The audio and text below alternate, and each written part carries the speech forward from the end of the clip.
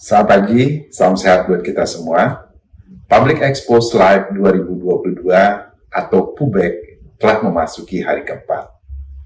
Terima kasih kepada seluruh Board of Director dan peserta PUBEK. Pada hari ini, hari keempat, terdapat 13 perusahaan tercatat yang sudah siap memaparkan finansial dan operational performance, termasuk rencana perseroan pada masa mendatang. Melalui Public Live 2022, Bursa dan SRO menyediakan sarana silaturahmi antara direksi perusahaan dengan para investor. Silakan menggunakan kesempatan ini untuk mendapatkan relevan and reliable information langsung dari trusted person. Investor dapat fully engage untuk bertanya kepada top management team perusahaan tercatat sehingga menambah informasi dalam pengambilan keputusan investasinya. Melalui Public Live ini, kita juga harapkan investor dan publik mendapatkan informasi yang simetrik, sehingga meningkatkan trust investor kepada pasar modal Indonesia. The ultimate aim dari kegiatan ini adalah market deepening pasar modal kita disupport oleh smart investor. Selamat mengikuti Public Live 2022. Semoga memberikan manfaat yang optimal bagi investor domestik dan foreign investor. Maju terus pasar modal Indonesia.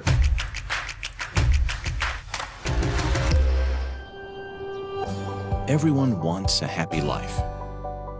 Everyone needs to have a good and peaceful home, a place to stay, a place to go home to, while we're working and experiencing life. For almost 50 years, Sinar Maslan has developed livable townships all over Indonesia and growing ecosystems to support a good quality living. Based on the success of BSD's City Township Blueprint, Sinar Maslan has a vision to develop Grand Wisata Bekasi. With its strategic position close to Jakarta City as economy, financial, and government center area, the vision is to make Grand Wisata Bekasi a modern township and economic center in east of Jakarta. It will be projected as the next sunrise property, backed by prominent catalysts such as an outstanding infrastructure and commercial facilities. Time is essential in a busy lifestyle. Therefore, all the infrastructure and transport facilities provided will aid Grand Wisata Bekasi's residents to reach all destinations in any convenient ways. Direct toll roads to Jakarta, LRT, high-speed train, domestic airport, international airport, anywhere, any place. With its close proximity to Jakarta, a new toll road will connect Grand Wisata to the south of Pondok Indah and north of Kelapa Gading, along with 3 exit gates at east, west, and our own iconic north exit. With existing infrastructure, provides all living aspects of ecosystems such as markets, F&B retails, schools, and hospitals. The future plan of more districts will be developed to expand Grand Wisata Bekasi as an ever-growing township of premium quality residential clusters, as well as commercial facilities to accommodate business expansion and lifestyle needs of its residents. An exciting lifestyle center will be constructed in 2021, a collaboration between Sinar Maslan and Kawan Lama Group to build one of the largest living world mall in east of Jakarta. Once completed, it will bring Grand Wisata to a higher level experience where life flourishes.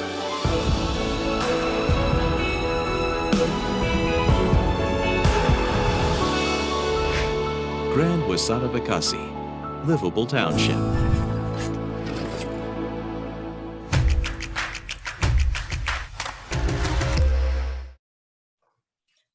Baik, selamat siang Bapak dan Ibu, salam sejahtera untuk kita semua.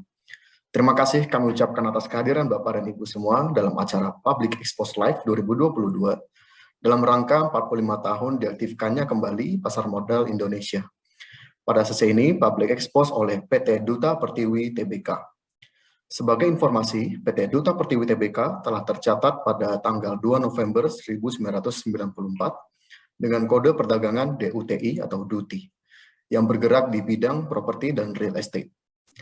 Kami ingin menginformasikan kepada seluruh peserta bahwa pada sesi Public Expose Live 2022 terdapat fitur terjemahan bahasa Inggris yang dapat diakses oleh peserta pada tombol Interpretation pada panel bawah Zoom Webinar. Silakan klik tombol interpretasi, kemudian pilih saluran audio English atau Indonesian, klik Mute Original Audio untuk menyembunyikan suara pembicara dan hanya mengaktifkan suara juru bahasa. We would like to inform all of participants that in the Public Expose Live 2022 session, there is an English translation feature, which participant can access on the interpretation button on the bottom panel of the Zoom webinar. Please click on the interpretation button, then select the English or Indonesian language audio channel, click Mute Original Audio to hide speaker's voice and only activate the interpreter's voice. Perlu kami ingatkan juga bahwa peserta Public Expose Live 2022 dilarang untuk merekam dan juga menyebarluaskan rekaman sesi Public Expose ini tanpa izin resmi dari Bursa Efek Indonesia. Hadirin yang kami hormati, saat ini telah hadir di hadapan Bapak dan Ibu semua, manajemen dari Perseroan Duti, yaitu Bapak Teki Mailoa, selaku Direktur Utama, Bapak Handoko Wibowo, selaku Direktur, Ibu Susan, selaku Corporate Secretary, dan juga Ibu Kristi Gracela, selaku Head of Investor Relation. Acara ini akan dimoderatori oleh saya, Ivolda Arsyad, yang akan membantu acara pada siang hari ini. Jika ada pertanyaan, kami persilahkan Bapak Ibu untuk dapat disampaikan melalui fitur Q&A atau kolom pertanyaan pada Zoom. Yang selanjutnya akan kami bacakan pada sesi tanya-jawab nanti. Kami juga ingin menginformasikan kepada Bapak dan Ibu bahwa pada akhir acara nanti akan ada pengundian hadiah door prize sebesar Rp200.000 untuk 3 orang pemenang. Dan bila ingin berpartisipasi, Bapak dan Ibu cukup mengisi kuesioner pada link yang akan kami sediakan. Link untuk kuesioner tersebut dapat Bapak dan Ibu temukan pada running text yang akan tayang di layar Bapak dan Ibu sekalian. Untuk memulai presentasi, saya persilakan kepada Ibu Kristi Gracela untuk memberikan paparan. Kepada Ibu Kristi, kami persilakan. Terima kasih Pak Ivolda. Selamat siang Bapak Ibu. Assalamualaikum warahmatullahi wabarakatuh. Salam sejahtera untuk kita semua. Shalom. Om Swastiastu. Namo Buddhaya. Salam kebajikan. Terima kasih kepada IDX telah kembali menyediakan sarana Pubex Live tahun ini, dan juga terima kasih kepada para investor dan calon investor PT Duta Pertiwi telah meluangkan waktu hadir di paparan publik PT Duta Pertiwi Tbk tahun 2022. Izinkan saya untuk mulai share screen.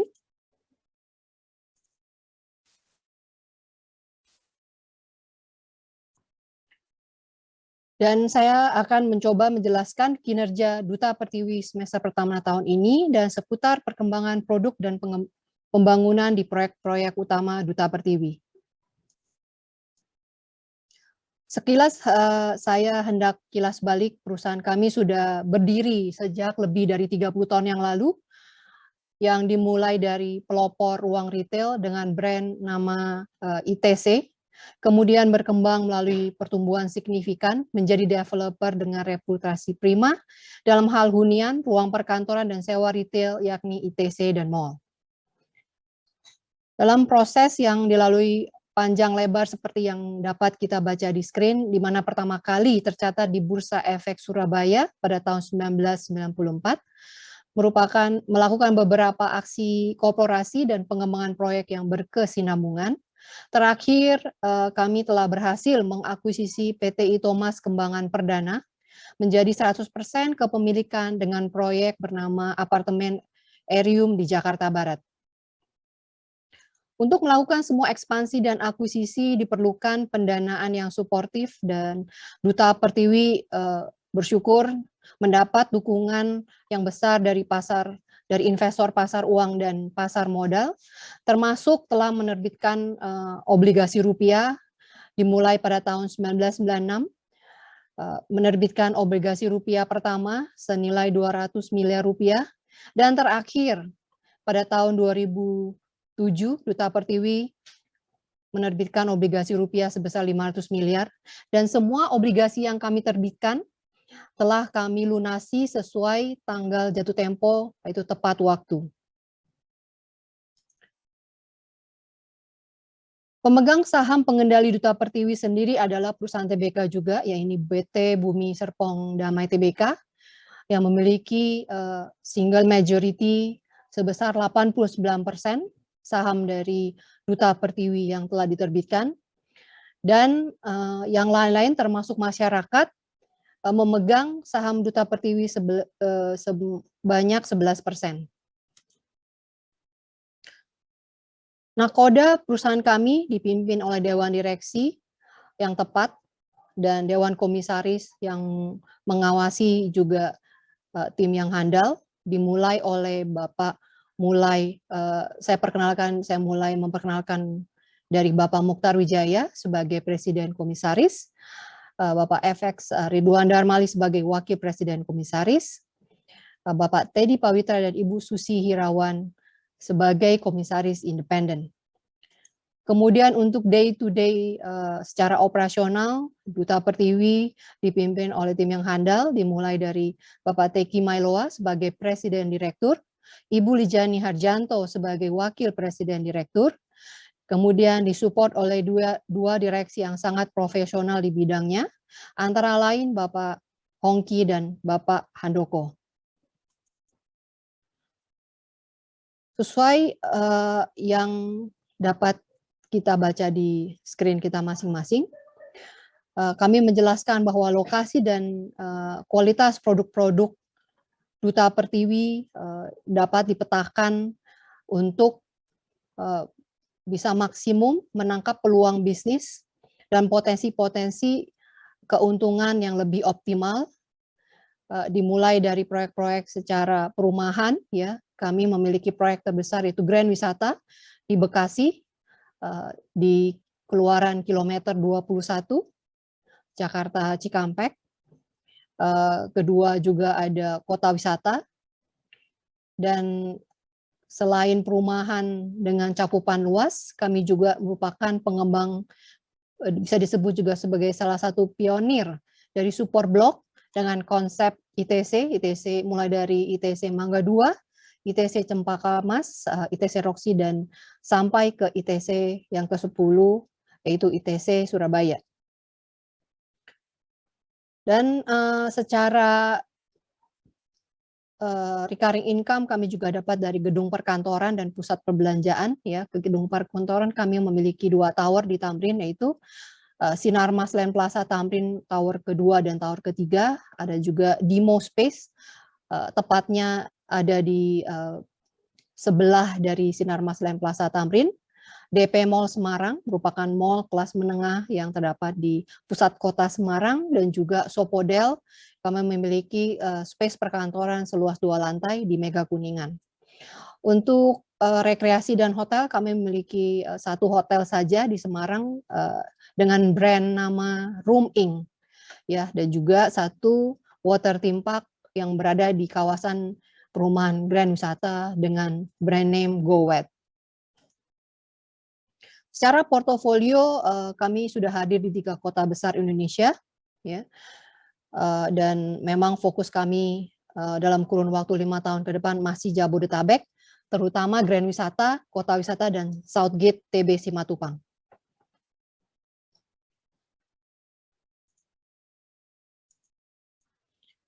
Saya mulai dari proyek terbesar dari Duta Pertiwi, yaitu Grand Wisata, sebagai kota mandiri yang merupakan pusat perhatian kita semua, letak di tengah kawasan Bekasi, terkoneksi dengan sangat baik di Jakarta dan kota-kota sekitarnya melalui jalan tol Jakarta Cikampek, jalan tol Layang Japek, JOR 2, dan LRT yang dalam tahap konstruksi akhir yang mengkoneksi Cawang ke Bekasi Timur. Fasilitas umum lainnya dan sangat utama disediakan juga untuk area komersial, edukasi, rekreasi, dan jaringan internet yang stabil dan prima. Untuk komersial, sudah ada beberapa ruang retail termasuk farmer market, total buah, pasar modern, dan dalam tahap pembangunan kami akan menghadirkan bersama kawan lama grup, yaitu Mall Living World di Grand Wisata Bekasi. Sebagai pusat perumahan, tidak kalah penting adalah pilihan edukasi untuk para penghuni kami. Sudah hadir juga di Grand Wisata, Sekolah IPK, Notre Dame, dan Al-Azhar. Sisi kesehatan juga sudah hadir Rumah Sakit Hermina, Eka Hospital, dan beberapa brand name lokal dalam hal farmasi yaitu Century dan Kimia Farma. Saya berpindah ke proyek terbesar kedua yaitu Kota Wisata Cibubur. Saat ini sedang dilakukan pembangunan jalan tol Cimanggis-Cibitung yang gerbang tolnya terdapat di dalam kawasan kota wisata sendiri, sehingga kemacetan di Transyogi Cibubur bisa dihindari oleh penghuni kami, penghuni kota wisata. Dan kami harap Cimaci ini sendiri dapat beroperasi secepatnya, paling tidak tahun ini. Dan dengan bersamaan waktu sekarang sudah dibangun dan dalam tahap akhir satu kawasan komersial dan juga satu amenities yang prima untuk para penghuni kota wisata yaitu Mall Living World, kolaborasi kami bersama kawan lama grup juga. Dan setelah dilakukan topping off minggu lalu, kami harap bahwa segera beroperasi paling tidak tahun depan. Berikutnya adalah Southgate TB Simatupang. Ya, ini merupakan konsep super blok, merupakan ekspertisnya Duta Pertiwi mengembangkan satu kawasan menjadi super blok.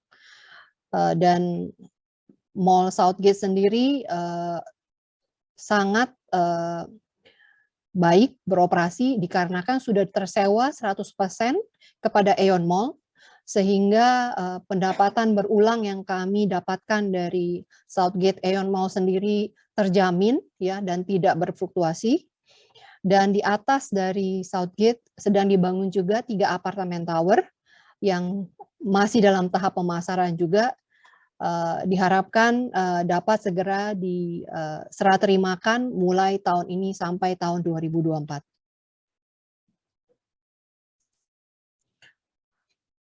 Duta Pertiwi juga memiliki pendapatan berulang yang sangat signifikan atau 1/3 dari total pendapatan per tahun. Ya.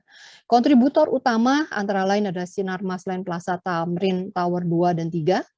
Demo space terdapat 7 lantai, berlokasi di sebelahnya Sinar Masland Tamrin. Kantor 2 lantai, kantor Serata di Sopo dan Mega Kuningan. Ya. Dan kami juga masih memegang inventory dalam bentuk stok di ITC yang telah kami bangun, ya, dan itu juga menghasilkan pendapatan berulang yang meningkatkan pendapatan kami dari waktu ke waktu.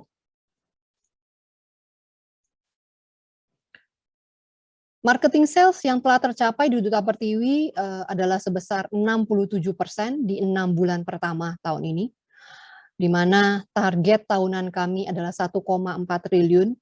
Jika kita bandingkan antara target dan pencapaian 6 bulan separuh waktu dari tahun ini sudah lebih dari 67%, artinya untuk mencapai ke 1,4 triliun sampai Desember tahun ini merupakan hal yang sangat kami yakini, dan saat ini kami tidak mempunyai rencana untuk merevisi target tahunan 2022.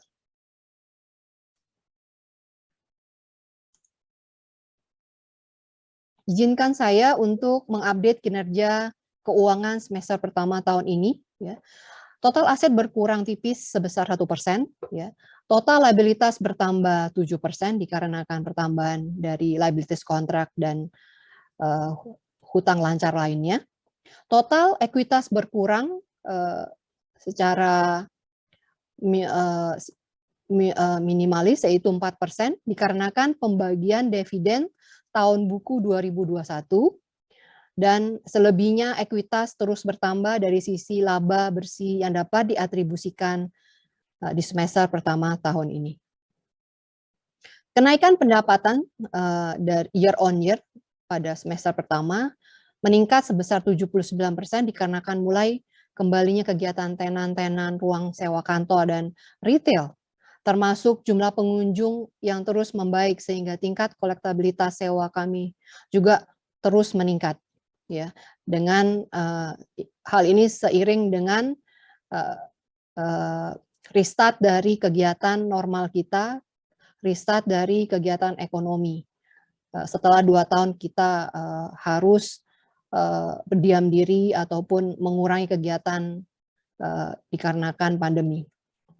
Untuk laba kotor kami juga meningkat ke 59%, laba usaha naik sebanyak 131%, laba tahun berjalan turun sebesar turun dikarenakan hal yang non operasional dan juga non cash flow, karena kami tidak dapat mengulangi one off transaction di tahun 2021, yaitu akuisisi keuntungan dari akuisisi Itomas Kembangan sendiri, ya. Jadi hal ini terjadi hanya di tahun 2021, sehingga ada pencatatan secara prinsip akuntansi yang harus kami akui sebagai laba, dan tahun 2021 dan tidak terjadi, sehingga laba tahun berjalan menurun. Namun bisa kita lihat laba kotor, laba usaha meningkat signifikan.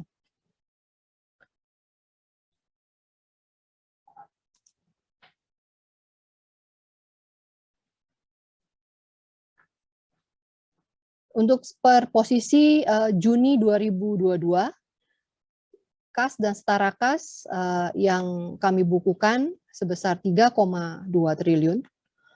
Persediaan ada di level 3,7 triliun. Tanah yang belum dikembangkan sebesar 4,6 triliun. Jadi masih cukup mumpuni untuk hal going concern dari Duta Pertiwi sendiri. Dan kami juga mencatat EBITDA yang naik, yaitu dari 254 miliar meningkat menjadi 458 miliar pada paruh pertama tahun ini. Dan dapat dilihat bahwa return on equity dari Duta Pertiwi sendiri cukup stabil, cenderung di 5%. Ya. Demikian pemaparan dan penjelasan singkat dari kami. Selanjutnya saya kembalikan acara kepada Pak Ivolda, Pak Moderator. Terima kasih.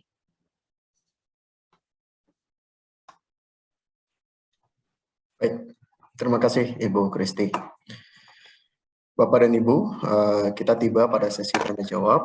Kami lihat sudah ada beberapa pertanyaan yang sudah hadir di kolom Q&A Zoom ini. Akan kami bacakan satu persatu untuk dapat langsung dijawab oleh Bapak dan Ibu dari manajemen perseroan. Pertanyaan pertama ini dari Rinaldi Tama, investor individu.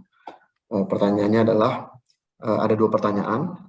Yang pertama dulu, melihat tingkat hunian yang sebagian belum pulih dan adanya kondisi ekonomi saat ini yang cukup challenging, apa yang akan dilakukan manajemen untuk memperbaiki kinerja dari produk recurring income yang masih underperform?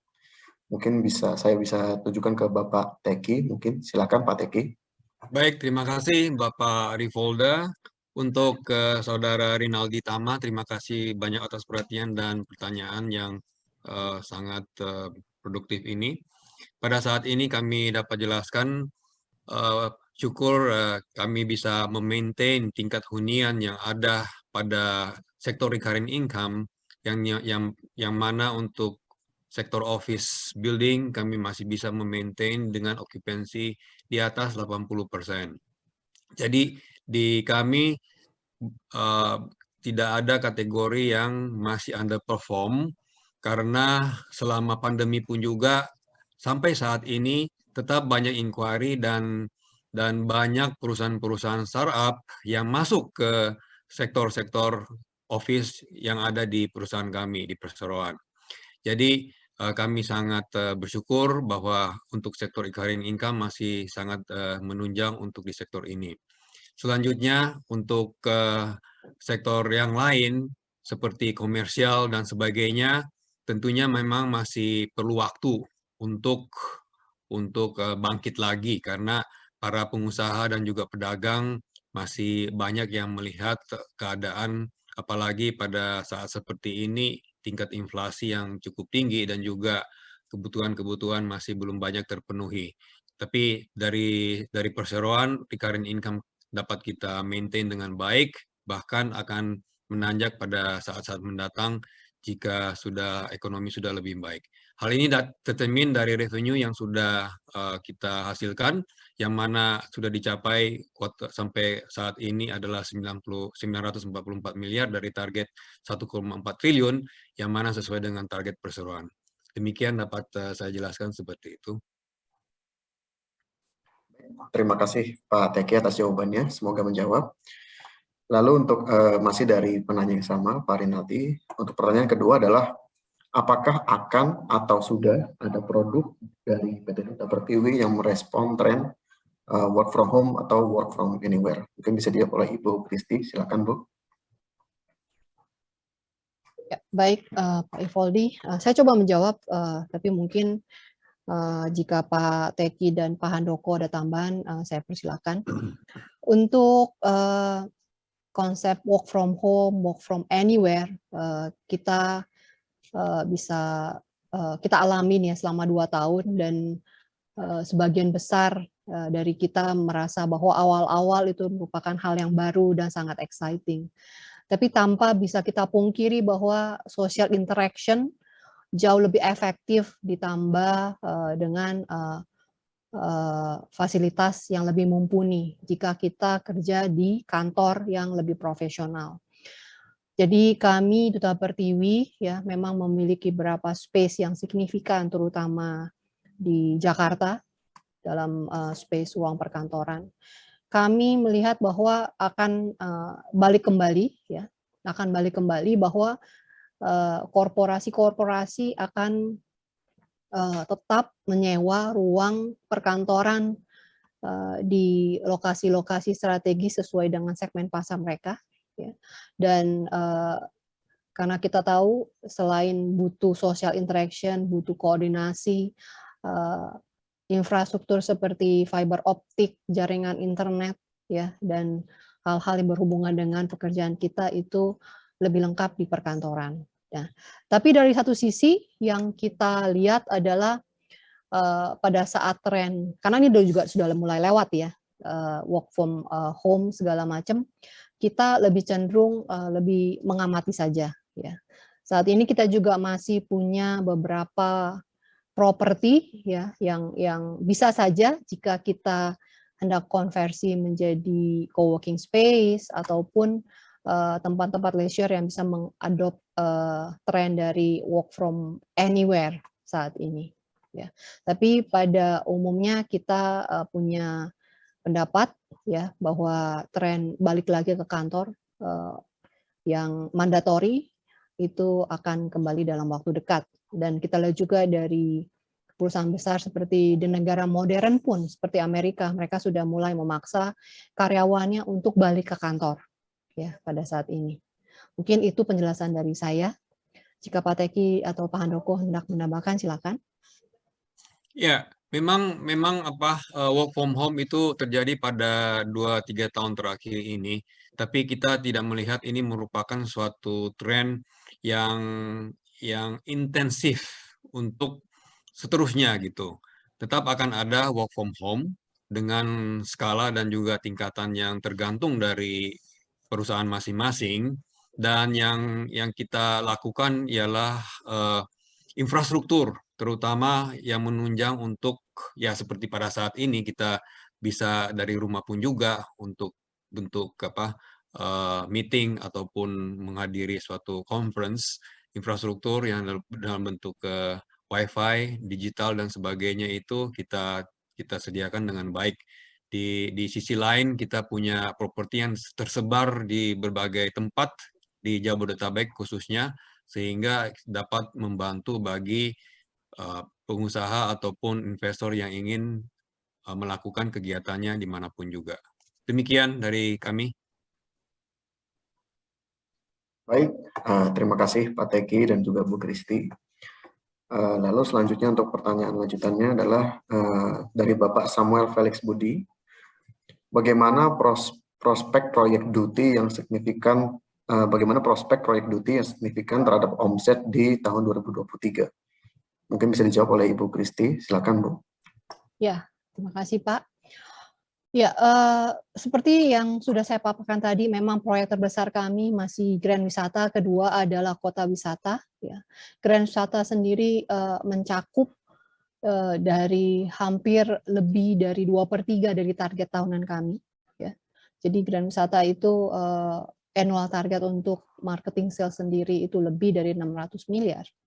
Ya, jadi bisa kita katakan tahun depan pun tren akan masih sama karena kami melihat Grand Wisata daerah Bekasi cukup terdepresi 4 tahun terakhir ya selama pembangunan konstruksi JAPEK dan LRT ya karena kemacetannya luar biasa di sana sehingga penjualan sepanjang jalan perumahan sepanjang jalan JAPEK juga terpengaruhi ya. Tapi sekarang sudah beroperasi, infrastruktur sudah bertambah, JAPEK juga menolong ya mengurai kemacetan yang ada di Jakarta Cikampek. Kemudian kita juga sudah mendapat update bahwa LRT juga akan segera beroperasi ya. Jadi bagi orang-orang yang ingin memiliki hunian ya mereka punya satu opsi baru yaitu Grand Wisata Bekasi ya. Dengan alternatif commuting itu ada lagi namanya nanti LRT ya selain melewati tol. Jadi untuk menjawab pertanyaan Pak Samuel bahwa omset masih signifikan masih di Grand Wisata. Kedua yang akan menjadi pipeline trending adalah Kota Wisata. Ya, yang seperti tadi kami update bahwa Cimanggis Cibitung juga akan segera beroperasi. Kalau kita tahu kita dengar orang selalu berkeluh kesah tentang betapa macetnya Transyogi ya. Padatnya Transyogi. Nah, ini akan diselesaikan dengan jalan tol Cimaci. Jadi untuk dari Jakarta ke Kota Wisata ditempuh bisa menghemat sepertiganya saja melalui tol Cimaci. Ya, kita harap Cimaci juga merupakan proyek dari salah satu BUMN. Kita turut berharap segera selesai dan beroperasi untuk Cimaci. Itu jawaban dari saya. Jadi kontributor signifikan masih dari Grand Wisata dan Kota Wisata. Baik, terima kasih Ibu Kristi. Untuk pertanyaan selanjutnya yaitu dari Raju Kurniawan. Apakah PT Duta Pertiwi akan melakukan ekspansi mall ke IKN? Mungkin Pak Teki bisa menjawab, Pak. Silakan, Pak. Terima kasih untuk pertanyaan dari Saudara Raju Kurniawan. IKN baru saja memulai perkembangannya dan direncanakan pada 2024 sudah ada perkantoran yang akan dibuka di sana. Kami masih melihat ini ada peluang, tapi untuk jangka waktu dekat ya tentunya kami belum bisa memastikan apakah akan bangun ya karena untuk membangun mall itu perlu suatu critical mass yang signifikan gitu. Jadi untuk jangka waktu dekat rasanya tidak akan bangun mall di situ ya. Dan untuk jangka panjang kami tetap akan melihat ini suatu peluang yang baik karena di situ kalau semua sudah beraktivitas sesuai dengan target dan rencana yang ada serta perkembangannya sesuai dengan target, kiranya juga menjadikan suatu peluang bagi Duta Pertiwi untuk membangun komersial di daerah ataupun perumahan di daerah tersebut. Ya. Baik, terima kasih Pak Teki. Lalu untuk pertanyaan selanjutnya, ini dari Galatia Erika. Sinarmas seperti yang kita ketahui mempunyai banyak anak perusahaan yang sama-sama bergerak di bidang properti, di mana target pasar dari perusahaan-perusahaannya pun kerap kali sama.